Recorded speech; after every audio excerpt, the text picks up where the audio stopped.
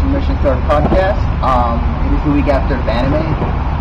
Pretty sure we're not going to get much seen today, but I'm going to go and ask you questions like how are they surviving after the week goes, and then get some interviews. I have a big one actually coming up right now, but we'll get some interviews of cosplayers, fans, kind of go around the con. And, oh yeah, I forgot to mention, and this is Sac Con in June. So yeah, stick with us, and yeah.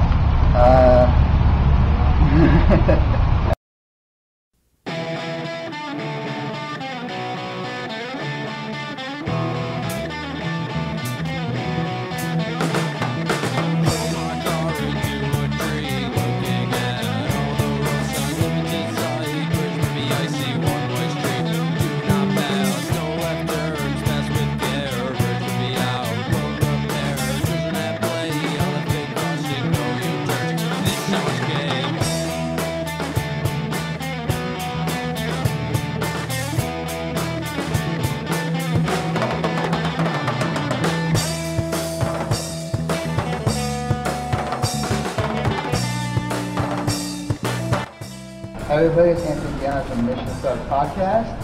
I'm here with a great cosplayer.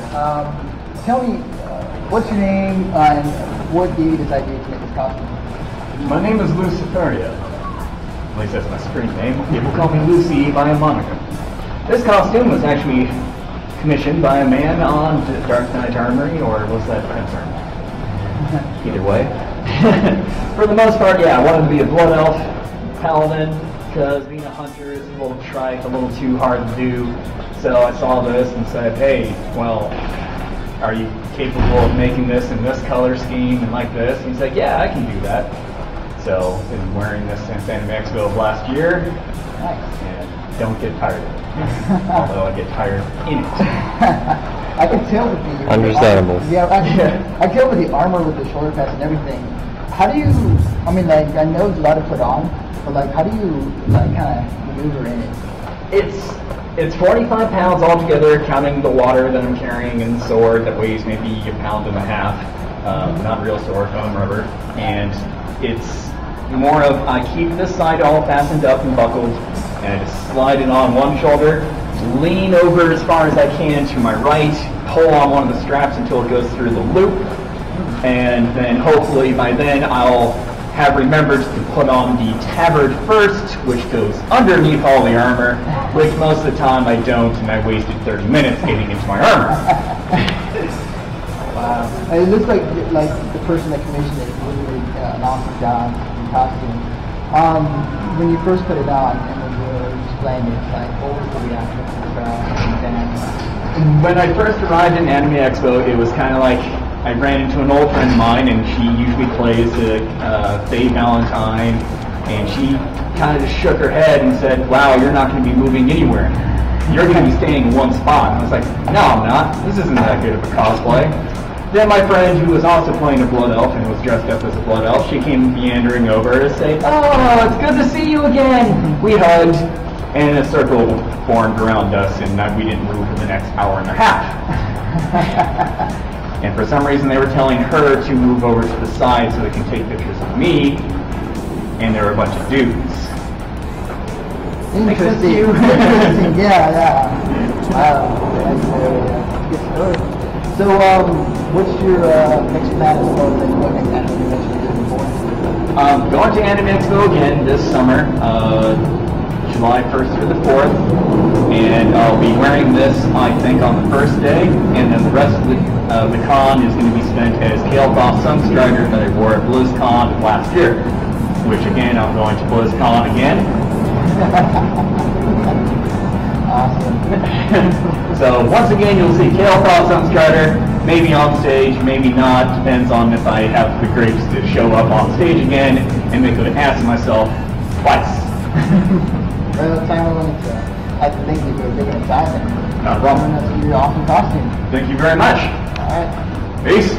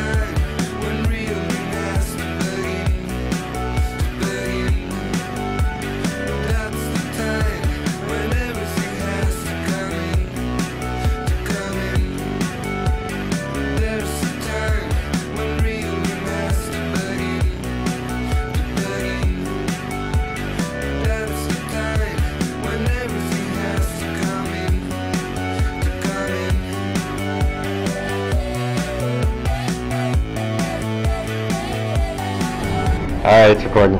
Everybody, it's Anthony Giannis from the MSP-Sac Con podcast. I'm here with a good buddy. Where are you?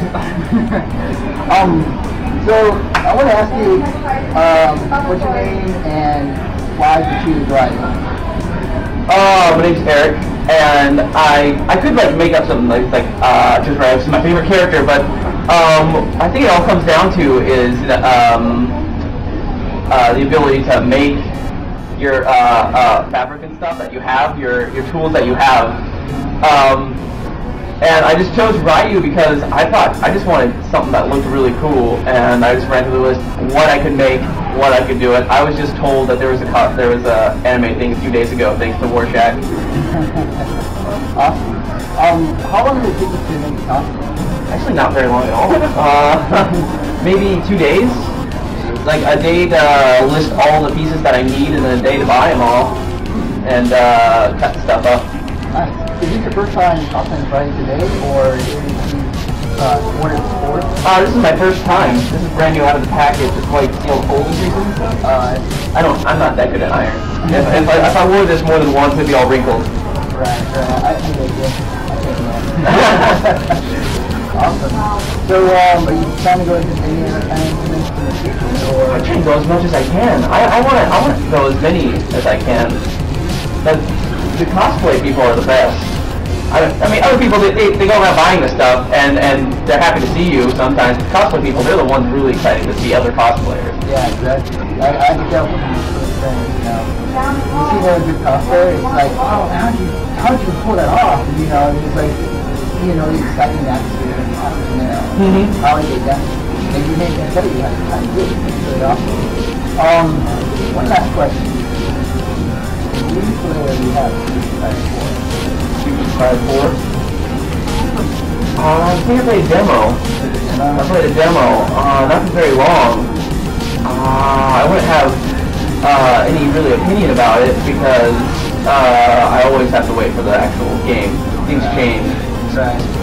Things change. Right. Are you planning to get it in the future, or just kind of wait till? Heck yeah.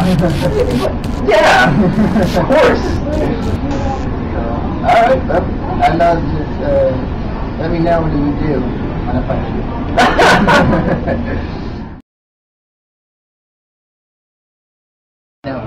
There you go. Hello everybody, it's Anthony Giannis from the MSP-Sac podcast. I'm here with our special guest, Roger Craig Smith. What's up? How are you? So Roger, as far as I want to know, like, well, actually I want to say, you know, thanks for taking the time. Absolutely, thank you. And thank you for doing this interview with us. Absolutely, thanks. You've done so many voice acting in your career. What has influenced you, or what got you into voice acting? Well, I got into it. I was doing stand-up comedy through college, and a bunch of people kept sort of throughout the years asking, you know, hey, do you do voiceovers? Are you represented for voiceover? That kind of thing. And I was always saying, like, I don't really know anything about it, and, you know, but I'm trying to do stand-up comedy. And then finally, it just got to the point where so many people were saying, you should really look into this, and they weren't really making many more comments about my comedy per se. That I kind of started to think, okay, maybe I should take everybody's advice and go look into this.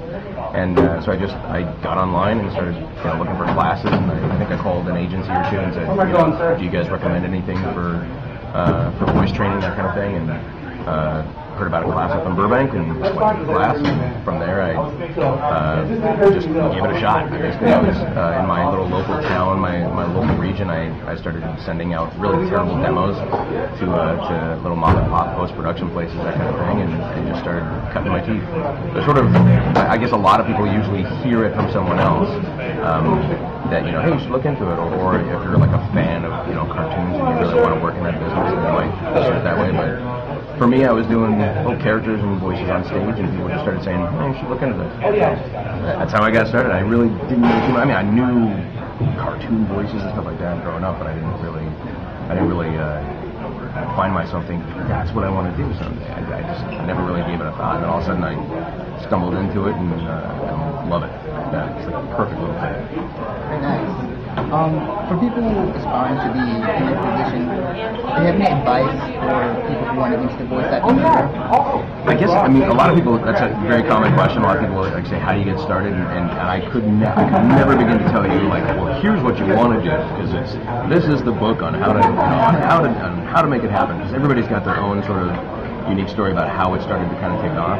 But I definitely think, like anything that you want to do starting in life, if you're here and you want to go there, if there's classes offered or if there's any sort of an approach with education, to what it is that you want to achieve, you got to go there. So I would recommend if you're in sort of a rural area but you still want to learn about it, I know they have lots of online classes for voice acting. I've heard of some different community centers offering classes, and it's there's a lot of resources available if you just go out and look for it. Excuse me. But I would definitely recommend starting with a class and just kind of learning the ropes of like the terminology, the jargon that's used between a director and an actor, a producer and an actor, all that stuff.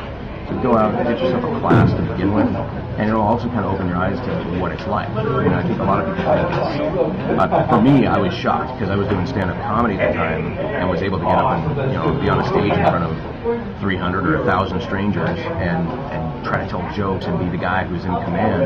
And my heart rate was, I'd get nice and anxious before the shows, and then boom, you hit the stage and you're like, all right, we're running. And all of a sudden, my first time in a voiceover booth, just at one of the classes, I couldn't control my heart rate. It was so strange, and I was sitting there thinking, why am I nervous now, like in this tiny little enclosed booth? But it's really sort of, for me, it was unsettling, and so the training was kind of like a big eye opener for me to kind of go, oh, okay, this is a little different than I thought it was going to be. And so all that stuff really helps you in just sort of learning the ropes. You begin to hear the terminology that's used, and you kind of go, okay, I see how this business works, and I got to do lines over and over and over again. It's not because I'm terrible, it's because they need coverage, or it's because they want a different performance, and all those things can sometimes really crush your ego if you're not ready for what's going on. So I would recommend to kind of get started, look for any sort of a class, any sort of a resource that can give you some sort of training in what's involved in voiceover, because it's not all just video games, it's not all just animation or anime or any of that stuff that we do. There's so many different facets to the business that a class is really going to kind of help you open up to, oh, okay, I need to learn this, this, and this if I want to go there. I would just say, like, start with classes, and then from there, you'll learn a lot. You'll find out if it's really what you want to do. Because for me, it was kind of, like I said, it was an eye-opener. All of a sudden, I went, oh, okay, I need to figure some stuff out here. Which was strange, because I thought, well, I'm just going to go in and be funny, and it's going to be brilliant, and I'm going to get a job. No, it was not that way at all. It's like, you go in, and you're like, I'm going to be so funny with this, and then they go, yeah, that was terrible. We want to do it again, and, do it like this. And you're like, oh, okay. All right. Okay. So classes is probably your best bet. And there's a ton of books out there. There's a ton of research. Yuri Lowenthal and Sarah Platt have a book that you should look into. But all that stuff, just educate yourself. Like I said, I'm fortunate enough to be in Southern California where there's an infinite number of choices as far as classes and education. Like I say, if you're not near like a large metropolitan area where there's a lot of that stuff available, look for books, look for CDs, look for everything you can, and just kind of gain as much knowledge and information as you can, and then eventually go out and just fall on your face, learn, and cut your teeth. You gotta eventually just get out and give it a shot. So nice, awesome. You've done so many roles with video games and anime. Have you ever taken the time to really kind of watch the animes that you're voiced in? Also, Absolutely. like, have you seen like friends or like people play the games that you're voicing too? Absolutely. With anime, I always set my DVR for any of the shows that I've been a part of. I always try to make sure that I can see how, because sometimes you don't realize. Thank you. Sometimes you don't realize how it's going to sort of play off until you see it, and it's because sometimes we're seeing stuff without the production added in, some music, sound effects, that kind of thing. And I also just want to see, like, am I picking up on something I'm doing that I don't think is good for the character, and maybe I could suggest that the next time I'm in the booth. Say like, hey, I'm noticing that I might be developing a bad habit here. But as far as like hearing yourself in anime, for. Seeing your character, you know, in his finished scenes, and by all means playing your character in a video game never gets old. So with everybody like heard me say like with Chris Redfield, I had such a blast, especially because that was a partner-based game, the RE5. That if I was playing with friends, I would keep hitting my B button, and so Chris is saying, you know, come on, and then Sheva, if whoever's playing with me would hit their B button, and she would eventually get around to saying Roger, and I was like, yeah, that's my name. That's my name. So I was irritating all my buddies because I would just keep going like, come on, hey, come on, like Roger. I'm like, yeah. Okay. And with that, I sat there and for about a week straight, I did nothing but play Assassin's Creed 2, and beyond, the thrill of being able to like voice this character, it's such a great game. I had just a ton of fun playing it, and all of a sudden I'd be like watching a cutscene or whatever, all these things that I just go in and voice but don't really get to see at the time. I'd be watching a cutscene and I would forget. All of a sudden I'd be like, he'd say something in Italian, I was like, did I say that? It's like, I don't know what I said, but I said something. So yeah, it never gets old. It's a blast, and it's it's one of the nicest things about this job, like getting to go in, do some work, next thing you know, you get to like see it, go, wow, what a trip. Okay, that's cool. It's neat. It's really gratifying.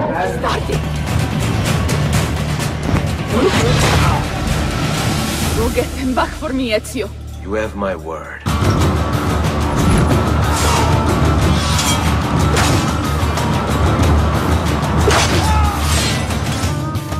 I think I may enjoy this mission. It must be, because like Assassin's Creed 2 was such an acclaimed game. It was such everybody loved it, as well as RE5.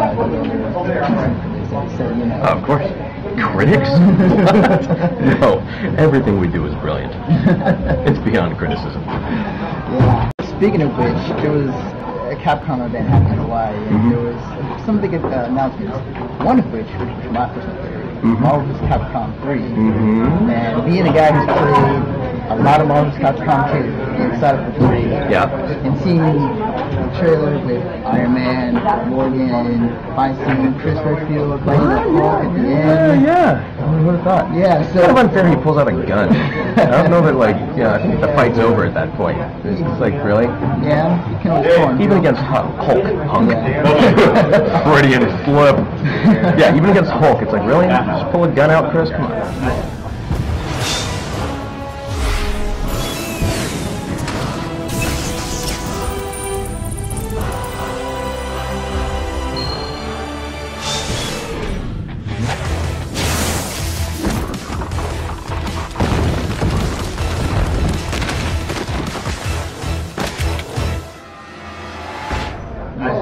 But it was still awesome to see, especially with the graphics and how the art style is to like just like Capcom. Yeah. I know that. I looked it up. You're going to be voicing over Chris Redfield in the game. I don't any details? I wish that I could tell you. I really wish that I could tell you anything, but I don't know what you're talking about. I know nothing about this. Marvel versus Capcom? I've never... and there's a third one, you say. Yeah. That's interesting. I've never heard anything about this. I mean, all kidding aside, I wish I could tell you anything about it, but I can't confirm or deny anything at this point, so it's like... I guess we're all excited to find out what's going to happen with Marvel versus Capcom 3, because I don't know anything. I don't know anything. I know nothing of what you speak. I'm pretty sure we can all agree. We're all excited. Absolutely. Are you kidding me? And I guess did they push the release date? They announced spring of next year. Yeah. See, that's too long. It has to be like next week when it should come out. Yeah. I know. But hopefully what it means is hopefully what it means is they're putting that much extra work into the games, so it's going to be that much better. We'll see. Not that I know of any in there. Yeah, I'm just saying. Yeah, exactly. Yeah. I'm just as interested as you are. We'll see what happens. Alright, well, thank you for the time. Absolutely, thank you. Awesome, thank you. Much appreciated. Thanks, guys. Requiescat in pace. Oh gosh. Requiescat in pace. Kind of disappointing when you see the guy, like, I don't like that dude. It's just really... That still sounds good, Italian, like 5'5", pasty white. It's not gonna work. Well, look, you're being Killing the competitive. dream. Yeah.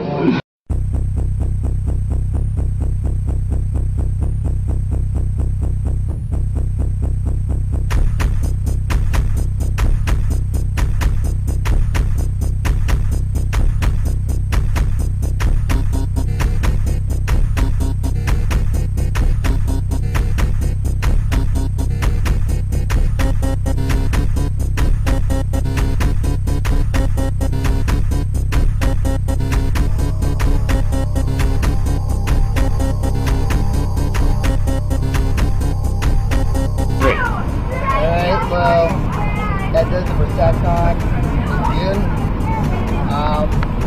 Visit our website, podcast.com. Make sure to dig us, check us on iTunes, you know, the whole ordeal. So, we'll have a report, this will come soon, and yeah, that does it. So, see you guys next time.